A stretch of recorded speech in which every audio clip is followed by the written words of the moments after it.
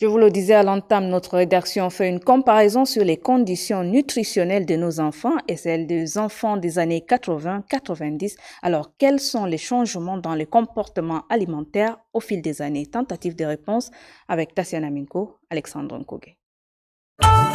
Les époques changent et toutes les variantes de la société s'adaptent aussi à l'évolution du temps. Le contexte nutritionnel des enfants n'est pas en marge si l'ère de la modernité offre aux enfants du lait comme petit déjeuner, des sandwichs à composantes variées, des gâteaux et pour plat de résistance, du poulet, de la viande, du poisson, du riz et bien d'autres.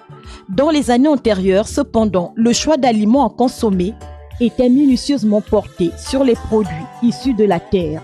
Ça pouvait être la soupe d'arachide, comme du concombre ou du chocolat. Ça dépendait de ce que les parents avaient sous la main. À l'époque, c'était de la tisane, parce qu'il y avait du pain traditionnel qui était produit dans le village. C'est-à-dire qu'elle trempait les tubercules. Après avoir trempé les tubercules dans l'eau, elle les sortait, elle les séchait. Et lorsque c'était séché, elle râpait, elle filtrait et puis elle tamisait la peau.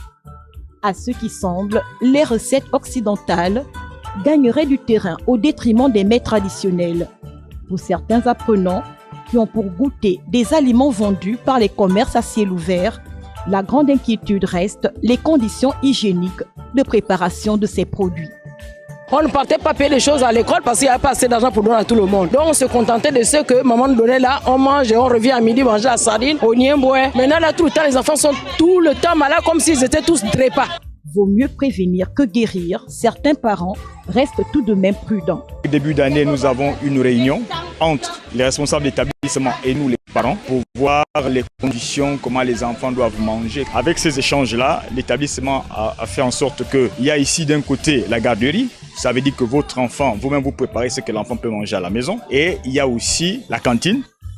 Au regard de la durée de vie qui se veut de plus en plus restreinte et du florilège de maladies liées à l'alimentation, la bonne croissance des enfants nécessite une discipline alimentaire au sein des ménages comme dans les établissements